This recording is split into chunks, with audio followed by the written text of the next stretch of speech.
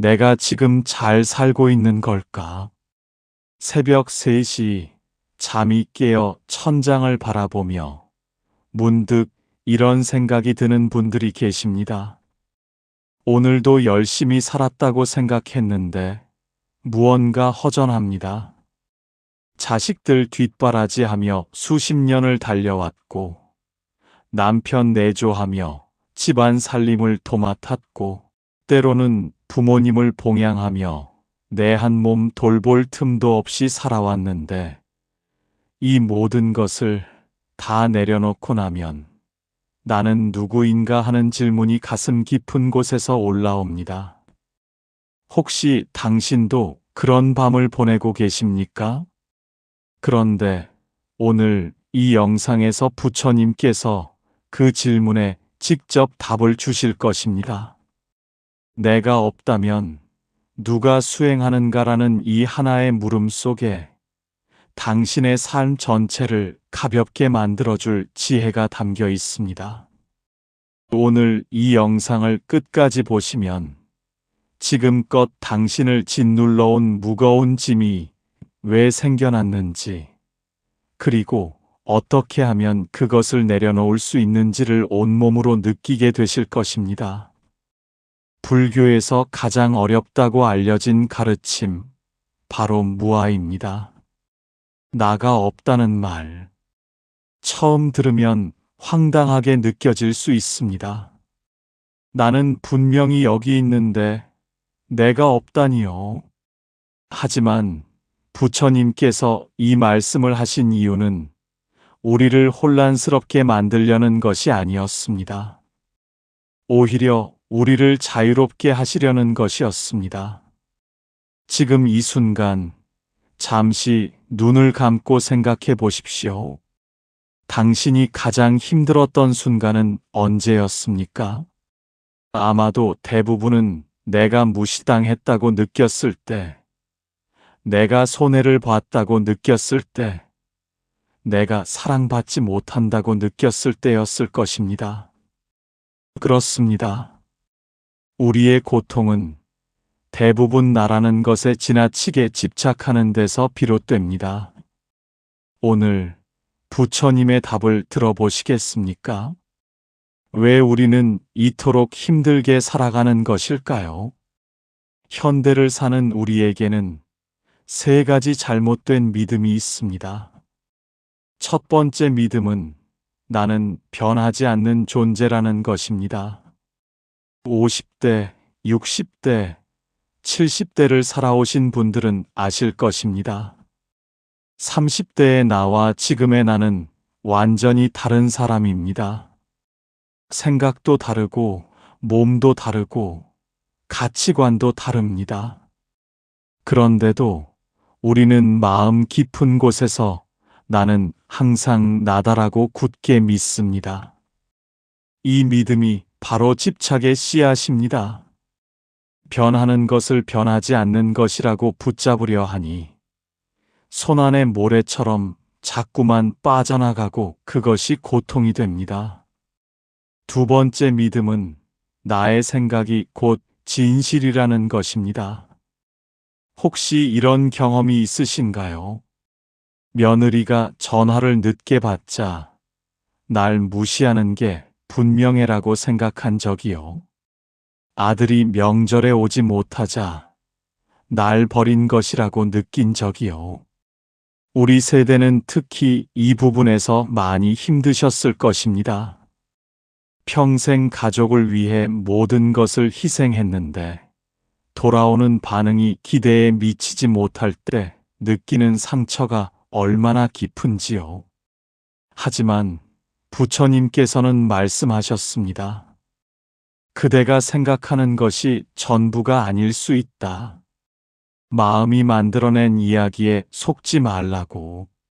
세 번째 믿음은 나는 다른 사람과 따로 존재한다는 것입니다. 내 몸, 내 생각, 내 감정이 오롯이 나만의 것이라는 생각. 하지만 생각해 보십시오. 지금 내 몸을 이루는 것들은 어디서 왔습니까? 음식에서, 물에서, 햇빛에서, 땅에서 왔습니다. 내가 쓰는 언어는 어디서 왔습니까? 부모님께, 스승님께, 주변 사람들에게 배웠습니다. 나라고 부르는 이것은 사실 수많은 인연이 모여 이루어진 것입니다. 강물이 수천 개의 샘에서 흘러와 만들어지듯이요. 당신도 이런 경험 있지 않으신가요? 혼자서는 아무것도 안 되는 것 같다가 주변에 고마운 사람이 생기고 나서야 비로소 살 것 같아진 그 느낌. 그것이 바로 우리가 서로 연결되어 있다는 증거입니다. 하지만 부처님께서는 이 세 가지 잘못된 믿음을 깨뜨리라고 하셨습니다. 그것이 바로 무아의 가르침입니다. 그렇다면 나가 없다는 것이 도대체 무슨 뜻일까요? 부처님께서는 이렇게 말씀하셨습니다. 고정된 나라는 것은 없다. 하지만 지금 이 순간 경험하고 느끼고 선택하는 이 흐름은 분명히 있다. 강을 생각해 보십시오. 우리는 한강, 낙동강이라고 이름을 붙이지만 강 속의 물은 단 한순간도 같은 물이 아닙니다. 어제의 물은 이미 바다로 흘러갔고 오늘은 새로운 물이 채워져 있습니다. 그런데 우리는 그것을 여전히 한강이라고 부릅니다. 나라는 존재도 이와 같습니다. 매 순간 변하고 흐르는 것인데 우리는 거기에 변하지 않는 이름표를 붙이고 그것이 영원하다고 믿습니다. 그 믿음이 집착을 낳고 집착이 고통을 낳습니다. 햇살을 생각해 보십시오. 빛은 창문을 통해 방 안으로 들어옵니다. 그 빛이 먼지에 닿으면 먼지가 보이고 꽃에 닿으면 꽃이 빛납니다. 빛 자체는 아무것도 붙들지 않습니다. 자연스럽게 흘러갈 뿐입니다.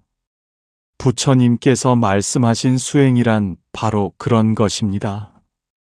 나라는 먼지를 붙들고 있는 것이 아니라 그 빛처럼 자유롭게 흘러가는 것입니다.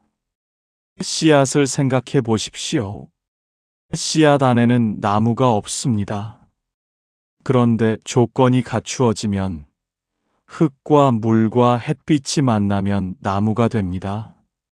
나무 안에는 씨앗이 없습니다. 하지만 그 나무가 열매를 맺으면 그 안에 다시 씨앗이 있습니다. 이처럼 나라는 것은 고정된 것이 아니라 끊임없이 조건에 따라 나타나고 사라지는 것입니다. 바로 이것이 마음의 힘입니다. 마음이 바뀌면 인생이 바뀝니다. 나를 놓아버린 사람들에게는 세 가지 변화가 일어납니다. 첫째, 더 이상 남의 시선이 두렵지 않게 됩니다. 둘째, 다른 사람의 말에 쉽게 상처받지 않게 됩니다. 셋째, 매 순간이 새롭고 감사하게 느껴집니다. 왜냐하면 어제의 나에 묶여있지 않기 때문입니다. 부처님께서는 말씀하셨습니다. 집착을 놓으면 고통도 사라진다. 하지만 집착을 놓는 것이 삶을 포기하는 것이 아니다. 오히려 더 충만하게 살게 된다. 어느 날 당신과 같은 고민을 가진 제자 수보리가 부처님께 나아갔습니다. 수보리는 50이 넘어 출가한 사람이었습니다. 평생 상인으로 살며 재산도 쌓았고 자식도 키웠습니다. 그런데 어느 날 문득 이런 생각이 들었습니다. 이 모든 것이 결국 무엇을 위한 것이었는가? 그리고 수행을 시작했지만 오래지 않아 깊은 의문에 빠졌습니다. 수보리가 여쭈었습니다. 부처님, 저는 요즘 깊은 혼란 속에 있습니다. 수행을 하라고 하시는데 수행을 하는 나가 없다고도 하십니다. 그렇다면 대체 누가 수행을 하는 것입니까? 나 없이 어떻게 닦음이 가능합니까? 부처님께서는 조용히 미소 지으셨습니다. 수보리야, 내가 지금 그 질문을 하고 있지 않느냐? 묻는 자가 없다면 질문도 없었을 것이다. 하지만 내가 말하는 무아는 내가 없다는 뜻이 아니다. 고정되고 변하지 않는 나가 없다는 것이다. 강물이 흐르듯 지금 이 순간 흐르는 것이 바로 너다. 수보리가 눈을 깜빡이며 다시 여쭈었습니다. 그렇다면 스승님, 저는 그동안 잘못 살아온 것입니까? 저는 내가 옳다고 믿는 것들을 위해 평생을 달려왔습니다. 내 가족을 위해, 내 사업을 위해, 내 명예를 위해. 그런데 그나가 없다고 하시니 지난 세월이 모두 허망하게 느껴집니다. 부처님께서 부드럽게 말씀하셨습니다. 아니다, 수보리야. 내가 가족을 위해 흘린 땀은 진짜였다. 내가 어려운 사람을 도왔을 때의 기쁨도 진짜였다. 그것들은 사라지지 않는다. 다만 그 모든 것을 나라는 틀 안에 가두어 놓고 내가 한 것이니 보상받아야 하고 내가 희생했으니 인정받아야 한다는 집착이 고통을 만들었을 뿐이다. 꽃은 향기를 퍼뜨리면서 그것을 되돌려 받으려 하지 않는다. 그래서 꽃의 향기는 온 세상으로 퍼져나간다. 수보리는 아하고 탄식을 내쉬었습니다. 그러고는 세 번째 질문을 드렸습니다. 부처님, 그렇다면 저는 두렵습니다. 나를 내려놓으면 제가 사라지는 것은 아닐까요? 내 존재가 흐릿해지는 것은 아닐까요? 나는 여전히 나이고 싶습니다. 부처님께서 따뜻한 눈으로 제자를 바라보셨습니다. 수보리야, 두려움은 자연스러운 것이다. 오래 붙들고 있던 것을 내려놓을 때 손이 떨리는 것은 당연하다. 하지만 생각해 보아라. 주먹을 꽉 쥐고 있을 때와 손을 펼쳤을 때 어느 손이 더 많은 것을 받을 수 있느냐? 나를 내려놓는 것은 나를 잃는 것이 아니다. 더 큰 나를 여는 것이다. 강이 둑을 넘어 넓은 벌판으로 흘러가듯 그대도 지금의 경계를 넘어 더 넓어질 수 있다. 수보리는 그 말씀을 들으며 가슴 깊은 곳에서 무언가 녹아내리는 것을 느꼈습니다. 그리고 합장하며 말했습니다. 감사합니다, 부처님. 이제 알겠습니다. 수행이란 나를 없애는 것이 아니라 나를 가두고 있던 벽을 허무는 것이었군요. 오늘부터 그 벽을 한 겹 한 겹 내려놓겠습니다. 주변에 이런 고민을 하고 계신 분이 계신다면 이 영상을 꼭 전해 주십시오. 혼자 감당하기 힘든 질문을 함께 나누는 것, 그것이 인연입니다. 다음 5가지 신호를 기억하십시오.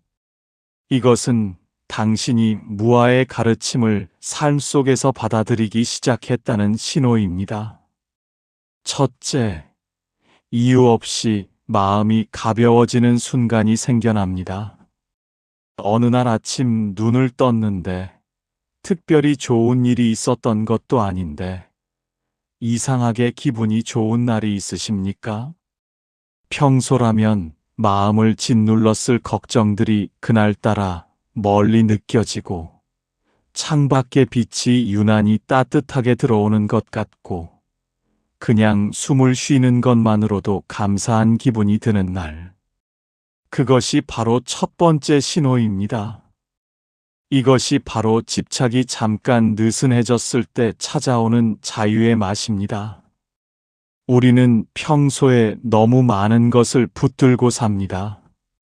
어제 누군가에게 들은 상처되는 말, 아직 해결하지 못한 걱정, 언젠가 잘못됐다고 생각하는 과거의 기억들. 이것들이 마치 묵직한 돌처럼 마음에 쌓여 있습니다. 그런데 무아의 이치를 조금씩 받아들이기 시작하면 그 돌들이 하나둘 사라지는 것을 느낍니다. 부처님께서는 말씀하셨습니다. 고통은 붙드는 데서 오고 자유는 놓아버리는 데서 온다. 그 가벼움이 바로 본래의 너다. 오늘 단 한 가지만 내려놓아 보십시오. 오랫동안 마음에 품고 있던 섭섭함 하나. 그것을 꼭 붙들지 않아도 당신은 충분히 온전한 사람입니다. 만약 당신이 최근 이유 없이 마음이 가벼워진 순간을 경험했다면 그것은 당신 안에서 무언가가 열리기 시작하고 있다는 증거입니다. 둘째, 자연스럽게 남의 말에 덜 상처받게 됩니다. 우리가 상처받는 이유는 무엇입니까? 누군가의 말이나 행동이 나를 건드렸기 때문입니다. 저 사람이 날 무시했어. 저 사람이 날 싫어해. 저 사람이 날 인정하지 않아. 이 모든 것은 나를 중심에 놓고 세상을 바라보기 때문에 생기는 고통입니다. 그런데 무아의 가르침이 조금씩 스며들면 이상한 일이 일어납니다.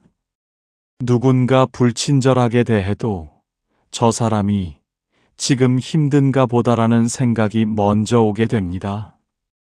며느리가 전화를 늦게 받아도 바쁜가 보지라고 지나가게 됩니다.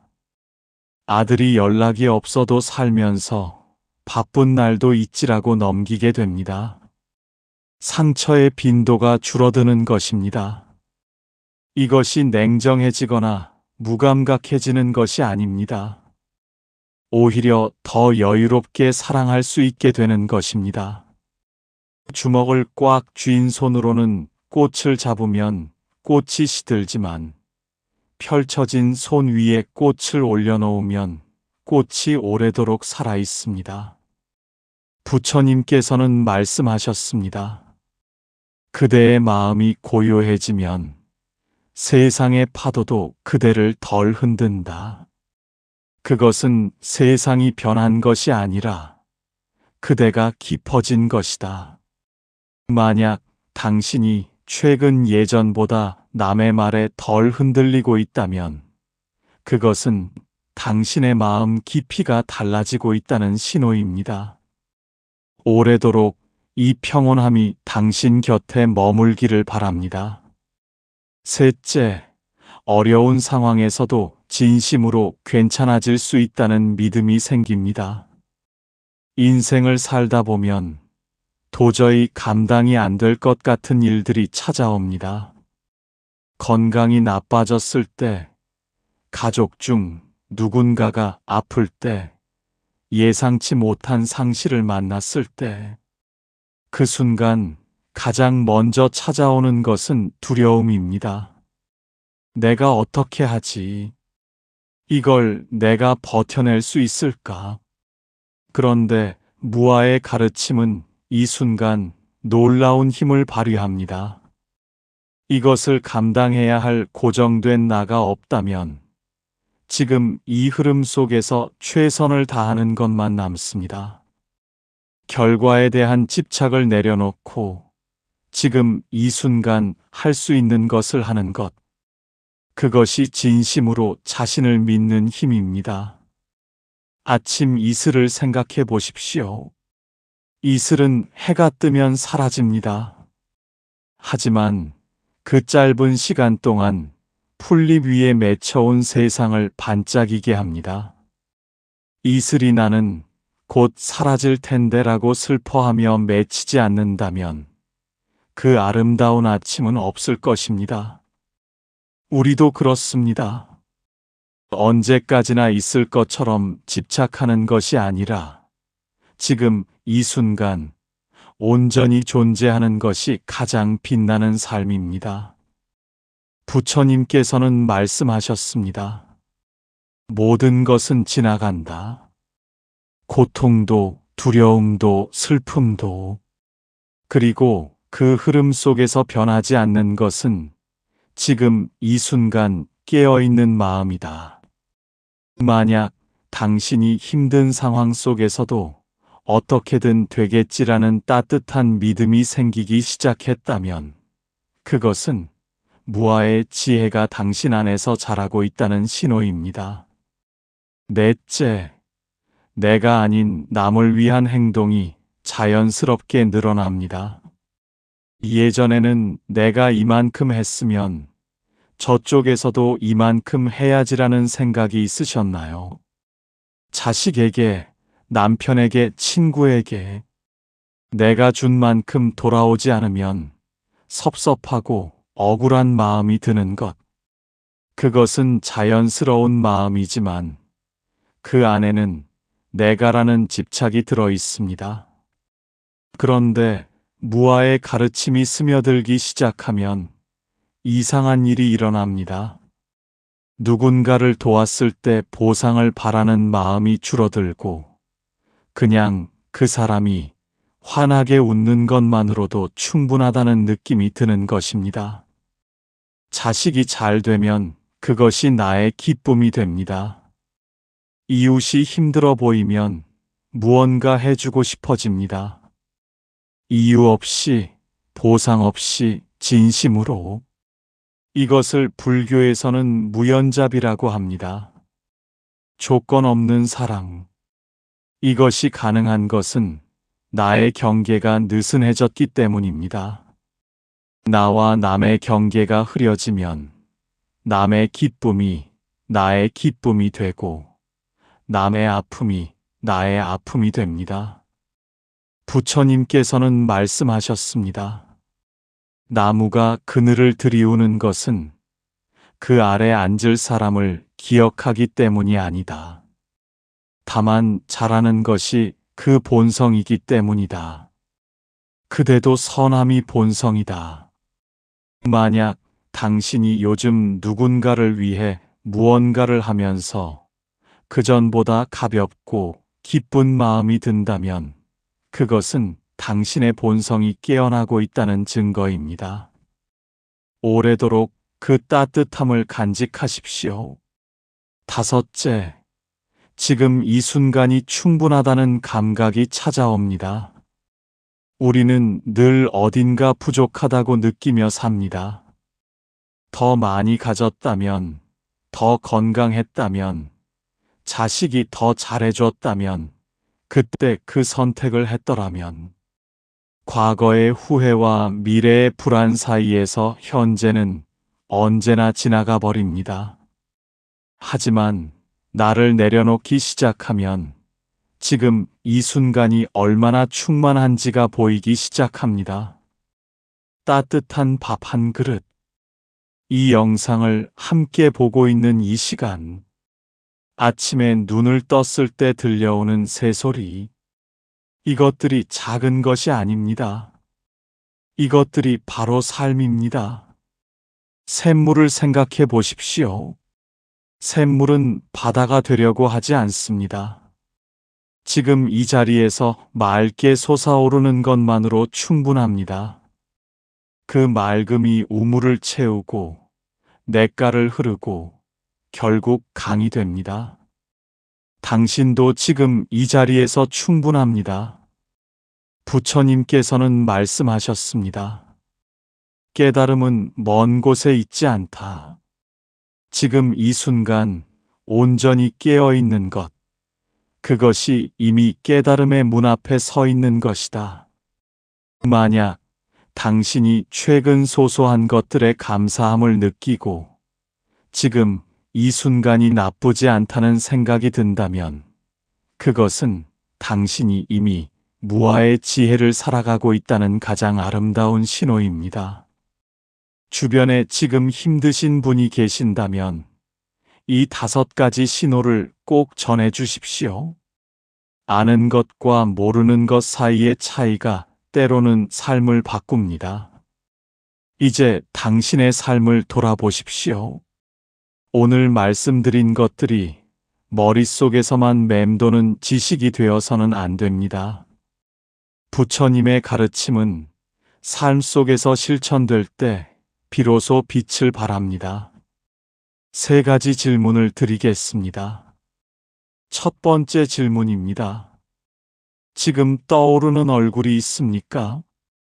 오래 섭섭하게 생각해온 사람, 아니면 고마웠는데 한 번도 표현하지 못한 사람. 그 얼굴이 떠오른다면 그것이 바로 오늘의 시작점입니다. 두 번째 질문입니다. 그 사람과 마지막으로 연락한 것이 언제입니까? 며칠 전입니까? 몇 달 전입니까? 몇 년 전입니까? 어렵지 않습니다. 문자 한 줄도 충분합니다. 잘 지내고 있어요? 라는 한마디가 누군가의 하루를 바꿀 수 있습니다.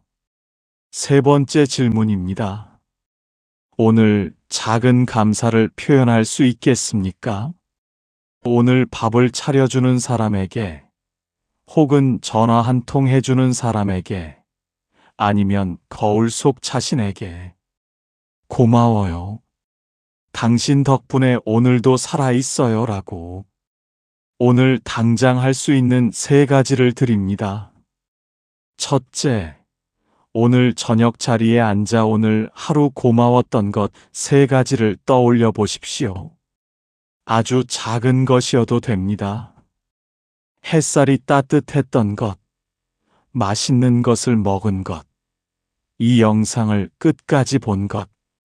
둘째, 오래 연락하지 못했던 사람에게 짧은 안부를 전하십시오. 전화가 부담스러우면 문자로도 충분합니다. 셋째, 잠들기 전 거울을 보며 스스로에게 말해 주십시오. 오늘도 수고했다. 나는 충분히 잘 살고 있다. 어렵지 않습니다. 지금 이 순간부터 시작하면 됩니다. 당신은 이미 할 수 있는 힘을 갖고 있습니다. 이미 당신 안에 모든 것이 있습니다. 하지만 이 가르침을 받아들이는 과정에서 흔히 빠지는 3가지 실수가 있습니다. 미리 알고 피하시기 바랍니다. 첫 번째 실수는 나는 너무 늦었다고 생각하는 것입니다. 이 나이에 무슨 수행이야? 이 나이에 무슨 변화야? 혹시 이런 생각이 드십니까? 하지만 부처님의 제자 중에는 70이 넘어 출가하여 깨달음을 얻은 이들이 있습니다. 나무는 어느 계절에 심어도 자랍니다. 봄에 심으면 봄에 자라고 가을에 심으면 가을에 자랍니다. 중요한 것은 지금 심는 것입니다. 지금 이 순간이 가장 이른 때입니다. 두 번째 실수는 완벽하게 무아를 이해하고 실천해야 한다고 생각하는 것입니다. 무아를 완전히 이해한 다음 실천하겠다고 기다리는 사람은 평생 기다립니다. 수영을 배우려면 물에 들어가야 합니다. 책으로만 수영을 배울 수는 없습니다. 조금 틀려도 괜찮습니다. 오늘 하루 단 한 번 섭섭한 마음이 올라올 때 이것도 지나가겠지라고 생각해 보는 것. 그것으로 충분합니다. 부처님께서는 말씀하셨습니다. 천리 길도 한 걸음부터 시작된다. 그 한 걸음이 바로 수행이다. 세 번째 실수는 나 혼자 힘으로 모든 것을 해결하려는 것입니다. 우리 세대는 특히 이 부분에서 힘들어 하십니다. 평생 남에게 짐이 되면 안 된다고, 내 힘으로 해결해야 한다고 살아오셨기 때문입니다. 하지만 무아의 가르침은 이렇게 말합니다. 나는 혼자가 아니며 혼자일 수도 없다고. 도움을 요청하는 것은 약한 것이 아닙니다. 오히려 연결을 허용하는 것, 그것이 무아의 실천입니다. 그렇다고 모든 것을 포기하거나 아무것도 하지 말라는 뜻이 아닙니다. 중도의 길이 있습니다. 지나치게 집착하지도 않고 지나치게 놓아버리지도 않는 것. 지금 내가 할 수 있는 것을 하되 결과에 매달리지 않는 것. 그것이 부처님이 걸으신 길입니다. 감사는 복을 부릅니다. 이것은 막연한 말이 아닙니다. 감사하는 마음을 가질 때 우리는 지금 이 순간에 집중하게 됩니다. 지금 이 순간에 집중한다는 것은 과거의 후회와 미래의 불안에서 벗어난다는 뜻입니다. 그것이 바로 자유입니다. 오늘 밤 잠들기 전에 이렇게 해보십시오. 눈을 감고 오늘 하루를 천천히 돌아봅니다. 누군가 나를 위해 해준 것들을 떠올립니다. 아무리 작은 것이어도 좋습니다. 그 사람의 얼굴을 마음속에 그리며 고맙습니다 라고 속으로 말해봅니다. 그리고 마지막으로 자신에게도 오늘도 수고했어. 고마워라고 말해줍니다. 이것이 오늘 밤의 감사 명상입니다. 3분이면 충분합니다. 내일 아침 눈을 뜨면 이렇게 생각해 보십시오. 오늘도 숨을 쉬고 있다. 오늘도 새로운 하루가 주어졌다. 오늘 나는 어떤 흐름이 될까? 일주일 후, 당신은 조금 다른 사람이 되어 있을 것입니다. 한 달 후, 당신의 표정이 달라져 있을 것입니다. 가족들이 요즘 좀 달라졌어요. 표정이 편해 보여요 라고 말하게 될 것입니다. 당신의 남은 인생은 아직 끝나지 않았습니다. 가장 아름다운 계절이 당신 앞에 있습니다. 씨앗이 가장 오래 익은 뒤에야 가장 달콤한 열매를 맺듯 당신이 지금까지 살아온 모든 시간이 바로 이 순간의 지혜를 위한 것이었습니다. 내가 없다면 누가 수행하는가? 부처님의 답은 이것입니다. 지금 이 순간 깨어있는 것, 그것이 바로 수행이다. 나를 붙들려는 집착을 알아차리는 것, 그것이 이미 수행이다. 완전히 나를 내려놓은 다음 수행을 시작하겠다는 것은 수영을 다 배운 다음 물에 들어가겠다는 것과 같다. 지금 이 흐름 속에, 지금 이 질문 속에 이미 수행이 있다. 다음 영상에서는 집착을 놓으면 진짜 행복이 시작된다는 주제로 더 깊은 이야기를 나누겠습니다. 지금 이 채널을 구독하시고 알람을 설정해 두시면 그 소중한 말씀을 가장 먼저 만나실 수 있습니다. 큰 스님 365와 함께 걸어가 주셔서 진심으로 감사드립니다. 당신이 오늘 이 자리에 앉아 이 영상을 끝까지 보신 것, 그 자체가 이미 수행입니다.